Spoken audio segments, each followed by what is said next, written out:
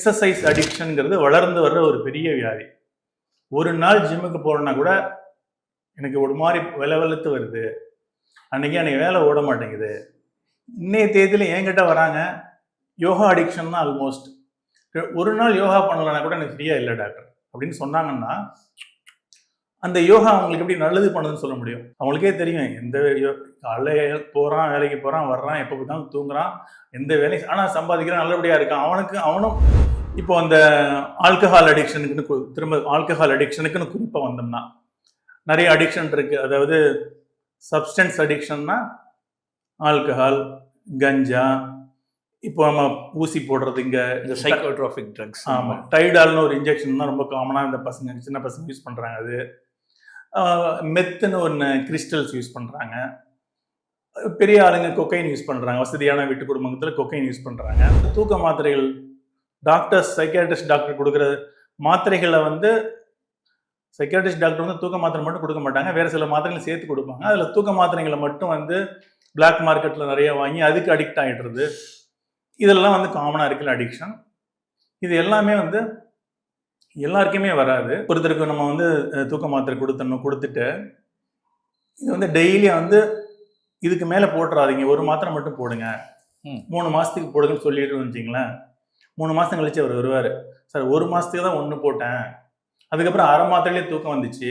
அதுவே இன்னொருத்தருக்கு சார் 10 நாளைக்கு இதுக்கு தான் தூக்கம் வர மாதிரி இருந்துச்சு, அப்புறம் 2ஆ போட்டேன், அப்பயும் தூக்கம் வரல, இப்போ 4 மாத்திரை போடலாம், அப்பயும் தூக்கம் வர மாட்டேங்குது சார். நான் இவரோட பிரெயின் கட்டமைப்பு எப்படி இருக்கு, அவரோட பிரெயின் கட்டமைப்பு எப்படி இருக்கு. விக்ரம் வச்சு ஒரு படம் வந்ததுல்ல, விக்ரம் ஜெமினின்னு ஒரு படம். அதுல கூட எல்லாத்தையும் விட்டுட்டு திருந்துற மாதிரிலாம் காமிப்பாங்க இல்லையா. அந்த மாதிரி சில பேர் உண்மையாவே இருக்கிறவங்களும் இருப்பாங்க, ரிஃபைன் ஆகி வந்தவங்க இருப்பாங்க. ஆனா அந்த ஆன்டி சோஷியல் இருக்கவங்க ரிஃபைன் எல்லாம் பண்ணவே முடியாது. சிங்கம் படத்தோட பார்ட் 1ல கிளைமாக்ஸ்ல சூர்யா வருவாரு, திரும்ப அந்த பிரகாஷ்ராஜ் திரும்பவும் வருவாப்புல, உன்னெல்லாம் நீ ஜெயிலுக்கு போனாலும் அங்க இருக்கிறவனை கரெக்ட் பண்ணிடுவ. டாக்டர்ஸ் மெசஞ்சர் நேயர்களுக்கு வணக்கம்.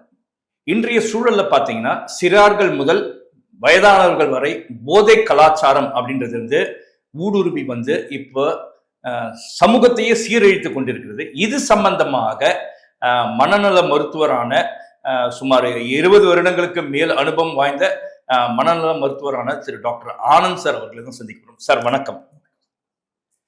சார் இப்போ சமீப காலமா பாத்தீங்கன்னா இந்த லாஸ்ட் ஒரு 2-3 டெக்கேட்ஸாக பார்த்தீங்கன்னா முன்னெல்லாம் ஒரு 30 வருஷத்துக்கு முன்னாலாம் பார்த்தீங்கன்னா யாருன்னா மது அருந்தணும் இல்லை புகைப்பிடிக்கணும், ஸ்மோக் பண்ணணும்னா கூட இங்கே ஒதுங்கி இருந்து தான் பண்ணுவாங்க. அந்த மாதிரி இப்போ இருக்க சூழ்நிலையில் என்ன அப்படின்னு பார்த்தீங்கன்னா சிறார்கள்லேருந்து பார்த்தீங்கன்னா ரோட்லேயே சிகரெட் பிடிச்சிட்டு போகிறது, though it is banned 18 years கீழே ஸ்மோக் பண்ணக்கூடாதுன்னா அந்த மாதிரி ஒன்று ஆயிடுச்சு. அதுக்கப்புறம் பார்த்தீங்கன்னா மது அருந்துறது, ஒயின் ஷாப் தெருக்கு ஒயின் ஷாப் ஆகிட்டதுனால பசங்க நிறைய நம்ம சோஷியல் மீடியாலே பார்க்குறோம். அந்த மாதிரி இது மட்டுமின்றி பார்த்தீங்கன்னா இந்த ட்ரக்ஸ் இருக்கு இல்லைங்க சார், இந்த கெமிக்கல் ட்ரக்ஸு, அந்த ட்ரக் சப்ஸ்டன்சஸ் அதெல்லாம் நிறைய ஒரு புழக்கம் வந்துருச்சு. இதனால பலர் மனநல பாதிக்கப்படுறதா வருது சார். அதான் சார், அடிப்படையா மனநலமும் இந்த போதைப் பொருட்களும் அப்படிங்கிற ஆங்கிள்லேருந்து பார்த்தோம்னா, நம்ம மனசுங்கிறது நம்ம உடம்புல இருக்கிற ஒரு ஆர்கனோட வேலை. மூளை,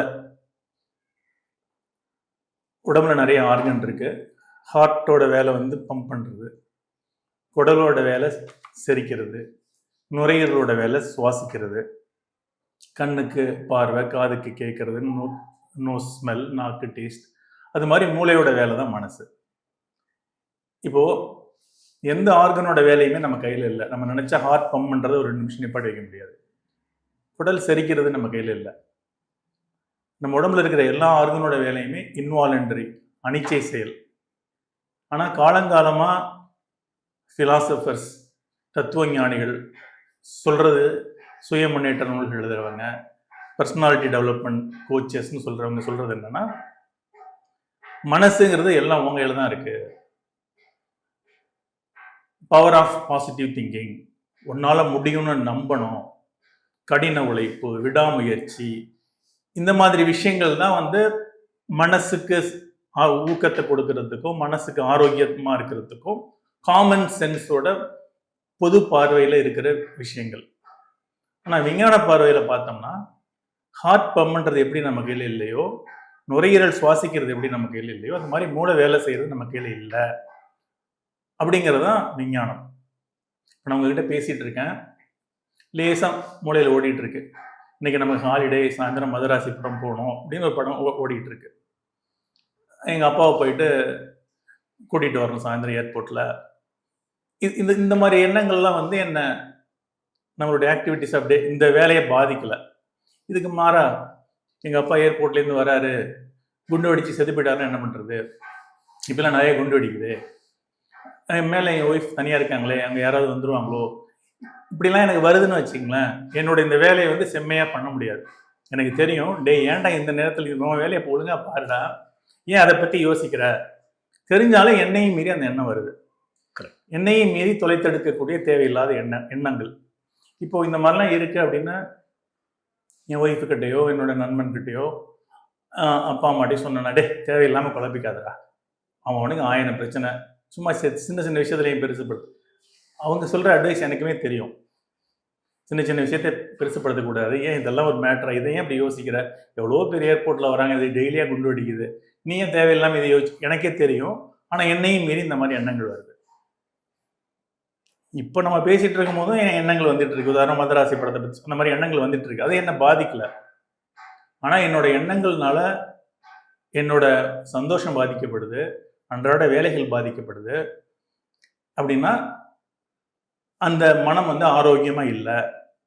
அதுக்கு வந்து சிகிச்சை தேவை, ப்ரொஃபஷனல் ஹெல்ப் தேவை அப்படின்னு அர்த்தம்.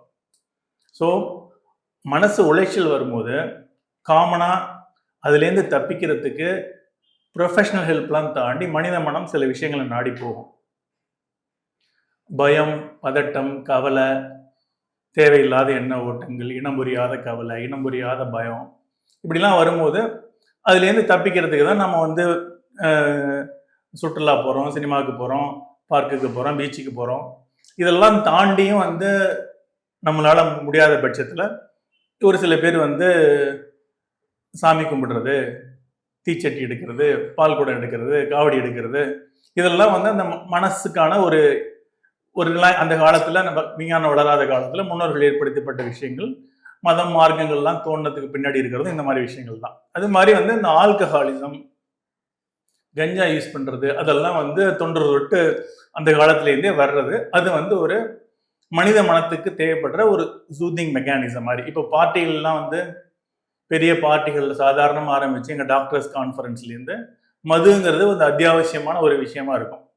ஏன் அப்படின்னா இந்த மது பரிமாறுற வரைக்கும் எல்லாரும் அங்கங்கே ஒரு ஓரமாக நின்றுட்டு தனியாக நின்றுட்டு இருப்பாங்க. அடிப்படையாக மனுஷனுக்கு ஒரு கூச்ச சுபாவம் இருக்கும். இந்த சோசியலைஸ் பண்ணுறதுக்குங்கிறது வந்து அது இயல்பான சுபாவம். இந்த ஆல்கஹால் குடித்தோன்னே பிரெயினில் காபா ரிசெப்டார்னு ஒன்று இருக்குது. அது அந்த காபாவை போய் ஸ்டிமுலேட் பண்ணதுன்னா கொஞ்சம் கூச்சம் போயிடும். கூச்சம் போனோன்னா ஒருத்தரையும் அப்படியே பேச ஆரம்பிப்பாங்க. அந்த கூட்டம் அப்படியே சிரித்து பேசிக்கொண்டு அந்த குதூகலமாக ஆகிறது.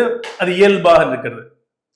சில பேரோட மூளை கட்டமைப்பு வந்து இயற்கையாகவே வேற மாதிரி இருக்கும். ஒரு 10 பேர் இந்த மாதிரி ஃப்ரெண்ட்ஸுங்க சேர்ந்து குடிச்சு, 10 பேரோ ஒரு 100 பேரோ ஒரு ஃபங்க்ஷனில் சேர்ந்து குடிச்சிட்டு இருக்காங்க அப்படின்னா அதில் 90 பேர் வந்து அன்னைக்கு சந்தோஷமாக குடிச்சிட்டு ஜாலியாக போயிடுவாங்க. அதில் ஒரு 10 பேர் மட்டும் அன்னைக்கு அந்த ஃபங்க்ஷன்லேருந்து வீட்டுக்கு தூக்கிட்டு போகிற மாதிரி ஆயிடுவாங்க. ஒரு 10 பேர் மட்டும் ஒய்ஃபோ, குழந்தையோ, டிரைவரோ தூக்கி வச்சு கொண்டு அவ்வளோ போதையில் ஆயிடுற மாதிரி ஆயிடுவாங்க. ஆனால் அந்த 10 பேரும் வந்து அந்த மாதிரி ஆகணும்னு நினச்சிட்டு என்ட்ராகும் போது வரமாட்டாங்க. அப்படி அவங்கள மாதிரி நாமளும் பல தடவை இந்த மாதிரி நம்மளை தூக்கிட்டு போயிட்டாங்க, அசிங்கப்பட்டு போயிட்டோம், நம்மளால மனைவி குழந்தைங்கள்லாம் கஷ்டப்படுறாங்க, இன்னைக்கு மட்டும் நம்ம கண்ட்ரோலாக அடிச்சுட்டு போயிடணும்னு தோணும். ஆனால் இது ஏன் அந்த 10 பேரோட மூளை கட்டமைப்பு வந்து இயற்கையாகவே அப்படி இருக்கு. ஸோ மூளை கட்டமைப்புங்கிறது வந்து நம்மளை மீறி இயற்கையாக நம்ம அம்மா அப்பா கொடுக்குற ஜீன்லேயே வர்றது. ஒருத்தன் வந்து கூச்ச சுபாவமாக இருக்கிறதும், கலகலன்னு எல்லாத்தையும் பேசுறதும், எல்லாரும் நல்லவங்க தாண்டான்னு பார்க்குறதும், யாரையும் நம்பக்கூடாது, சொந்தக்காரங்களை நம்பக்கூடாது, ஃப்ரெண்ட்ஸுங்களை நம்பக்கூடாது, முதுகில் குத்திடுவாங்க, காசுனா தான் வருவாங்க, இப்படின்னு எல்லாரையும் ஒரு மாதிரியான சந்தேக பார்வையில் பார்க்குறதும், இது எல்லாமே இயற்கையாகவே மனுஷனோட அம்மாவோட கருவறையிலே ஒயரிங் வருது. நம்ம சொல்லி கொடுத்து பெருசா சில விஷயங்கள்லாம் மாற்ற முடியாது அப்படின்னு விஞ்ஞானம் சொல்லுது. ஆனா எனக்கு இந்த மாதிரி இருக்கு, என் குணம் இப்படி இருக்கு, எல்லாரையும் எதிரியா பார்க்குறேன், நான் எல்லாரையும் இப்படி பார்க்கறது நார்மல் கிடையாது, நான் அளவுக்கு அதிகமாக கூச்சப்படுறேன், இதுவும் நார்மல் கிடையாது அப்படின்னு ஒருத்தன் தெரிஞ்சுக்கிட்டான்னு வச்சுக்கோங்க, தன்னை எரிதல் தானே, என்னோட குணம் இப்படி இருக்கு ஆனா இது நார்மல் கிடையாது அப்படின்னு தெரிஞ்சுக்கிட்டா அதுவே ஒரு சிகிச்சை தான். இப்படி இருக்கக்கூடாது, அவன் எல்லாரையும் நல்லவனா பார்க்குறாங்க பாரு, உலகமே எல்லாரும் நல்லவங்க தான் பார்க்குறாங்க அப்படிங்கிறது ஏன் இதெல்லாம் ஏன் சொல்ல வரேன்னா, மனசுங்கிறது நம்ம உடம்புல இருக்கிற ஒரு ஆர்கனோட வேலை. அது வேலை செய்யறதுங்கிறது நம்மளை மீறி நடக்கிறது. நம்மளை மீறி நடக்கிறது நம்மளோட சந்தோஷத்துக்கும் வளர்ச்சிக்கும் பாதிப்பா இருந்ததுன்னா அதுக்கு சிகிச்சை தேவை. அந்த மூளை கட்டமைப்பு ஜெனட்டிக்கா வர்றது. அது ஒரு சிலரோட மூளை கட்டமைப்பு டிஸ்டர்ப்டா இருக்கும்போது அது எஸ்கேப்பிசத்துக்கு மனசு எஸ்கேப் ஆகிறதுக்கு சில விஷயங்களை நாடி போகும். சாமி, சாராயம் அப்படின்னு நான் காமனா சொல்றது உண்டு. ஆல்கஹால், ஆன்மீகம், இதெல்லாம் சில எஸ்கேபிசம். சில பேர் ரொம்ப அறிவாளியா இருப்பாங்க, ரொம்ப பயம் பதட்டம் இருக்கும், நிறைய படிச்சிருப்பாங்க, ஆனா தண்ணி அடிக்க மாட்டாங்க. ஏன்டா எனக்கு இப்படி இருக்குன்ட்டு எப்போ பார்த்தாலும் செல்ஃப் டெவலப்மெண்ட் புக்ஸ் வாங்கி படிக்கிறது.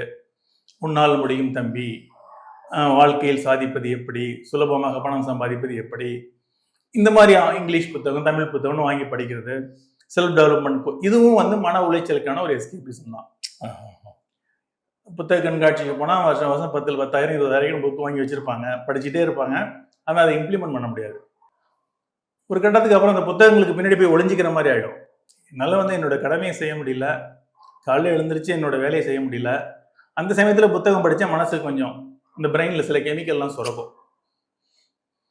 அது எப்படி நம்ம ஆல்கஹாலுக்கு அடிக்ஷன் ஆகுறோமோ அது மாதிரி அளவுக்கு மீறினால் அமிர்தமும் நஞ்சுங்கிற மாதிரி, அது ஆல்கஹாலாக இருக்கட்டும், சாமி கும்பிட்றதா இருக்கட்டும், யோகா மெடிடேஷன் பண்ணுறதா இருக்கட்டும், எக்ஸசைஸ் பண்ணுறதா இருக்கட்டும், எல்லாமே ஒரு லெவலுக்கு மேலே போகும்போது அதுக்கு நம்ம டிபெண்ட் ஆகிடுவோம்.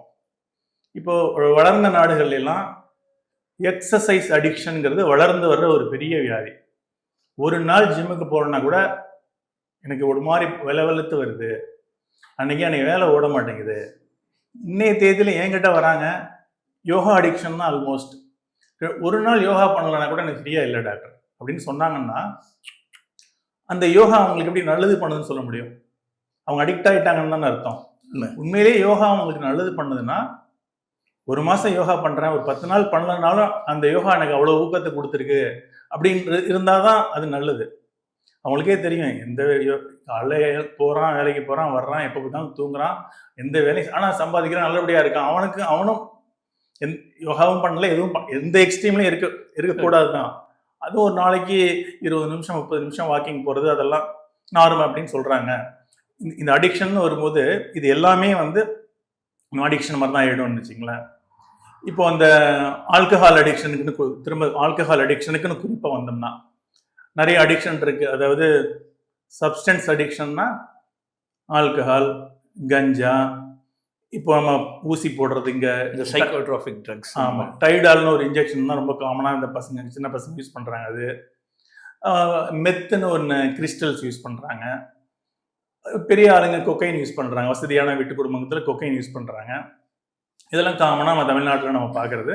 இதை தாண்டி தூக்க மாத்திரைகள், டாக்டர்ஸ் சைக்கியாட்ரிஸ்ட் டாக்டர் கொடுக்குற மாத்திரைகளை சைக்கியாட்ரிஸ்ட் டாக்டர் தூக்க மாத்திரை மட்டும் கொடுக்க மாட்டாங்க, வேறு சில மாத்திரைகளை சேர்த்து கொடுப்பாங்க. அதில் தூக்க மாத்திரைகளை மட்டும் பிளாக் மார்க்கெட்டில் நிறைய வாங்கி அதுக்கு அடிக்ட் ஆகிடுறது. இதெல்லாம் காமனாக இருக்கிற அடிக்ஷன். இது எல்லாமே எல்லாருக்குமே வராது. Those who are all genetically vulnerable. இப்போ ஒருத்தருக்கு நம்ம தூக்க மாத்திரை கொடுத்துட்டு இது டெய்லி இதுக்கு மேலே போட்டுறாதீங்க, ஒரு மாத்திரை மட்டும் போடுங்க, 3 மாதத்துக்கு போடுங்கன்னு சொல்லிட்டு வச்சிங்களேன். 3 மாதம் கழிச்சு அவர் வருவார், சார் 1 மாதத்துக்கு தான் 1 போட்டேன், அதுக்கப்புறம் அரை மாத்திரையிலே தூக்கம் வந்துச்சு, இப்போ நான் 1/4 மாத்திரை தான் போட்டுட்ருக்கேன், அதுலேயே ஓகேவா இருக்குன்னு சொல்லுவார். அதுவே இன்னொருத்தருக்கு சார் 10 நாளைக்கு இதுக்கு தான் தூக்கம் வர மாதிரி, அப்புறம் 2ஆ போட்டேன், அப்பயும் தூக்கம் வரல, இப்போ 4 மாத்திரை போடலாம், அப்பயும் தூக்கம் வர மாட்டேங்குது சார். நான் இவரோட பிரெயின் கட்டமைப்பு இப்படி இருக்கு, அவரோட பிரெயின் கட்டமைப்பு அப்படி இருக்கு. அப்படிங்கும் போது இந்த மாதிரி இருக்கிறவங்களுக்கு நம்ம அவருடைய பிரெயின் இப்படி இருக்கு, அவருடைய நேச்சர் இப்படி இருக்குன்னு கண்டுபிடிச்சு அவங்களுக்கு ஏற்ற மாதிரி இந்த மாதிரி குரூப் ஆஃப் பீப்புளுக்கு இந்த மாதிரி குரூப் ஆஃப் மாத்திரை கொடுத்தோம்னா கண்டிப்பாக கொஞ்ச நாள் அடிக்ட் ஆகிடுவார். மருந்துனால அவனுக்கு கிடைக்கிற நல்லதை விட தீமை அதிகமாக இருக்கும். ரிஸ்க் பெனிஃபிட் ரேஷியோன்னு சொல்லுவாங்க. நன்மையை விட தீமை அதிகமாக இருக்குங்கிற சமயத்தில் அவங்களுக்கு அந்த மாதிரி கொடுக்கறது இல்லை. அந்த மாதிரி தான் வந்து இந்த சில ஜெனட்டிக்கா இந்த குடிக்கோ இல்லை எந்த அடிமையாகிற வல்னரபிலிட்டி இருக்கிறவங்க தான் குடிக்க அடிமையாகிறதுக்கான சாத்தியக்கூறுகள் அதிகம் இருக்கு. அப்புறம் வந்து நாம சூழ்நிலைகள் நீங்க அந்த காலத்துல எல்லாம் நீங்க சொன்ன மாதிரி நாம ரொம்ப பயந்து ஒளிஞ்சு தான் யூஸ் பண்ணிட்டு இருப்போம். இன்னைக்கு வந்து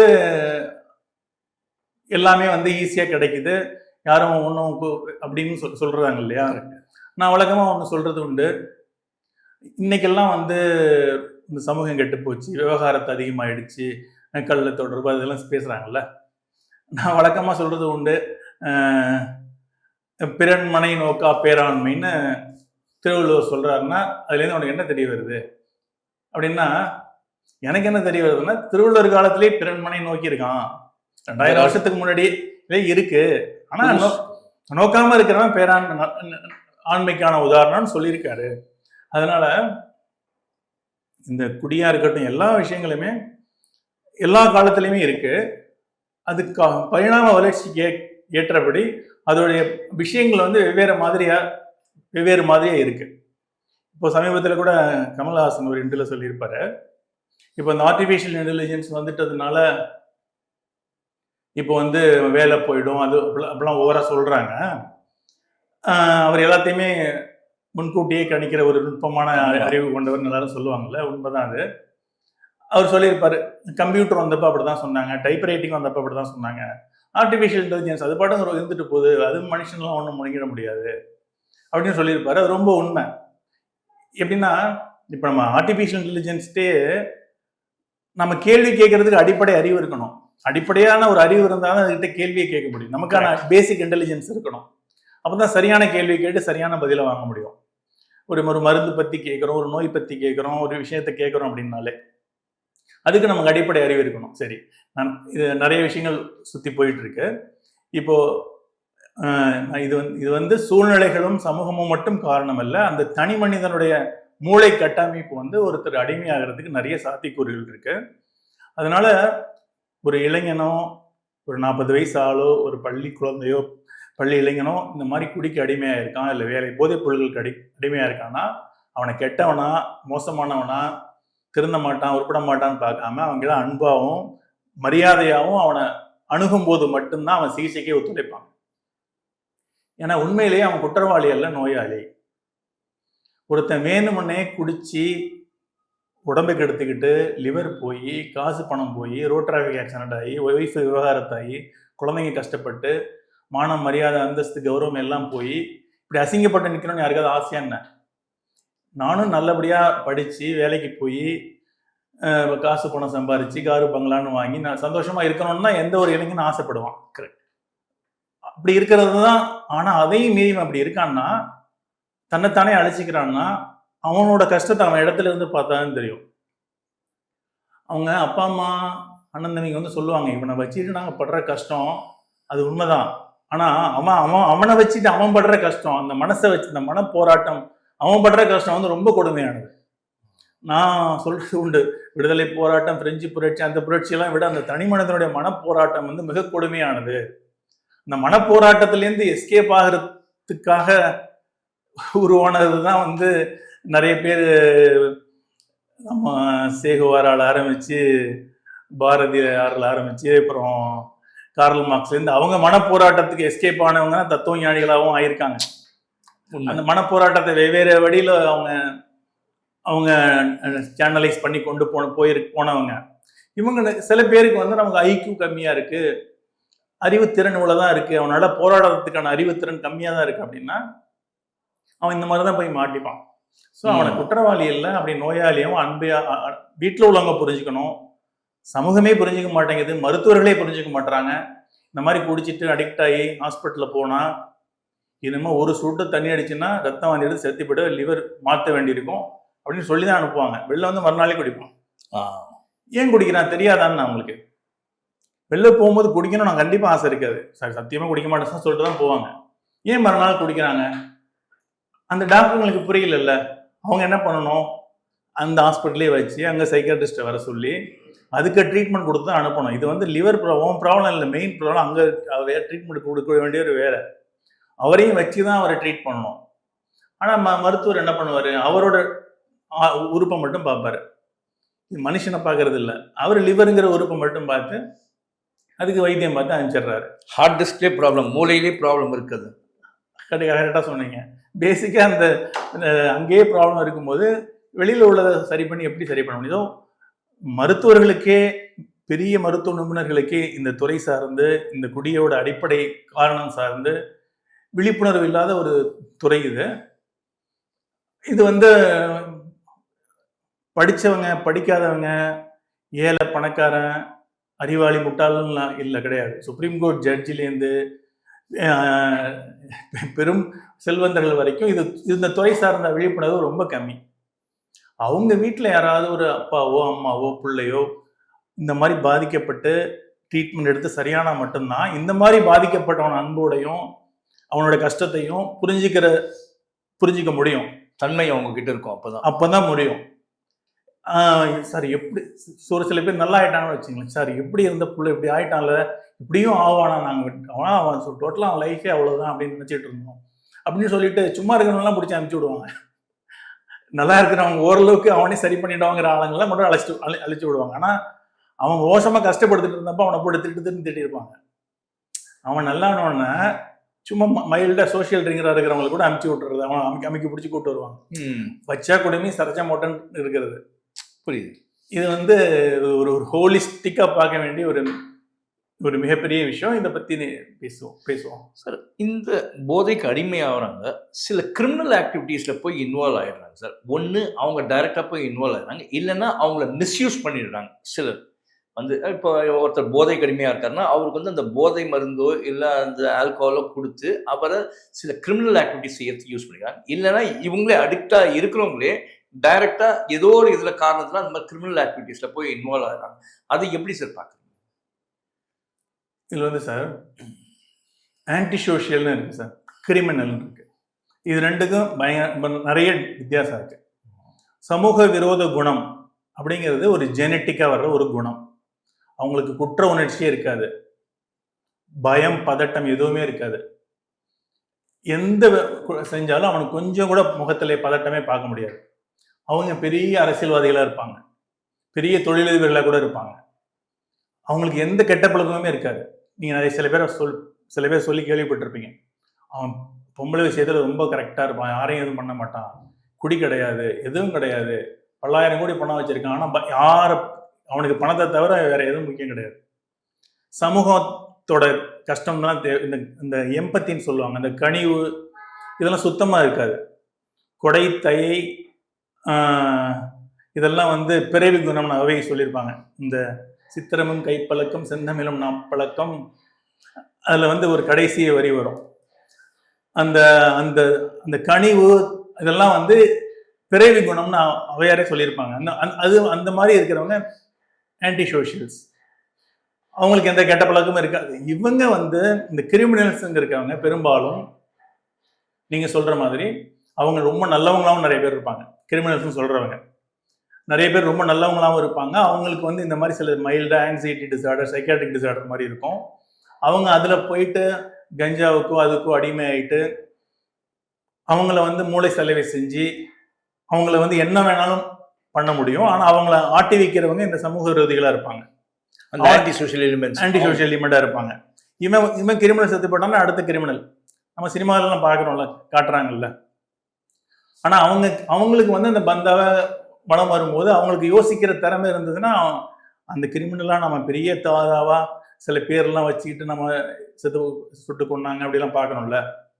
அவங்களாம் சில பேர் ரொம்ப நல்லவங்களா குட் ஹார்ட்டடா இருப்பாங்க. சில பேர்லாம் உண்மையிலேயே அவனுக்கு ஆழ்ந்த சிந்தனை திறனும் ஐக்கியமும் இருந்தா அவனுக்கு தெரியும் இன்னும் 10 வருஷம் கழிச்சு நம்ம லைஃப் இப்படிதான் இருக்கும், இன்னும் 5 வருஷம் கழிச்சு இப்படிதான் இருக்கும் அப்படின்னு பார்க்க முடியாது. அவனுக்கு இன்னைய சந்தோஷம் அடுத்த நாள் அப்படின்னு இருக்கிறதுனால இவனால பார்க்க முடியாது, இவனுக்கு இப்படி பார்க்க முடியாது அப்படிங்கிறது இவனுக்கு இந்த சமூக விரோதிக்கு தெரியும். அதனால இவங்க வந்து இந்த கிரிமினல்ஸா இருக்கிறவங்களை வந்து அவங்க யூஸ் பண்றாங்கன்னா எல்லாரையும் யூஸ் பண்ணிட முடியாது. அவங்க அந்த விவரம் கம்மியா இருப்பாங்க, கொஞ்சம் ஐக்யூ கம்மியா இருப்பாங்க. அவங்களுக்கு ஐக்யூ கம்மியா இருக்கிறவங்களுக்கு வந்து நேத்தை பத்தி நாளைய பத்தி எல்லாம் யோசிச்சு சிந்திச்சு பிளான் பண்ணி திட்டமிட்டுலாம் பண்ண முடியாது.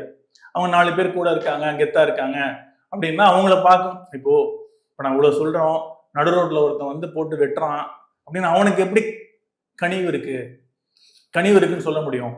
அவனுக்கு எப்படி இரக்க குணம் இருக்குன்னு சொல்ல முடியும்னா, நம்ம அந்த போதையிலையோ அந்த ஒரு ஈகோ கெத்துலையோ அந்த சமயத்துல அது தெரியாது. ஆனா நம்ம ஆன்டி சோஷியல் இருக்கிறவங்களுக்கு உண்மையாவே தெரியாது. இந்த பிரெயின் கட்டமைப்பே அப்படி இருக்கும். இவங்களுக்கு வந்து அந்த சமயத்தில் தெரியாது, பின்னாடி ரெக்ரெட் பண்றது கூட வாய்ப்பு இருக்கு.